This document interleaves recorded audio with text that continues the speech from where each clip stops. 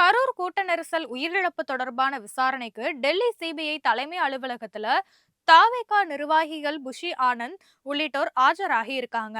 Karur வேலுச்சாமிபுரத்துல September 27ஆம் தேதி நடைபெற்ற தாவேகா தலைவர் விஜய் பிரச்சார கூட்டத்தின் போது கட்டுக்கடங்காத கூட்டத்தால நெரிசல்ல சிக்கி 41 பேர் உயிரிழந்தாங்க.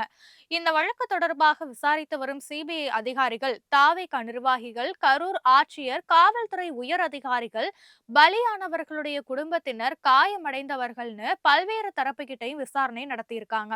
இதே போல தாவேகா பொதுச் செயலாளர் என் ஆனந்த், தேர்தல் பிரிவு பொதுச் செயலாளர் ஆதவ் அர்ஜுனா, இணை பொதுச் செயலாளர் நிர்மல்குமார், கரூர் மேற்கு மாவட்ட செயலாளர் மதியழகன் ஆகியோருக்கு விசாரணைக்கு ஆஜராக சம்மன் அனுப்பப்பட்ட நிலையில அனைவருமே டெல்லியில உள்ள சிபிஐ அலுவலகத்துல ஆஜராகி இருக்காங்க.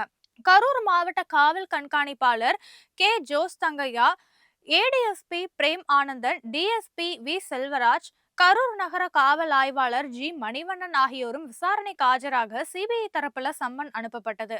கரூர் மாவட்ட ஆட்சியர் தங்கவேலும் சிபிஐ அலுவலகத்துல ஆஜராகியிருக்காங்க.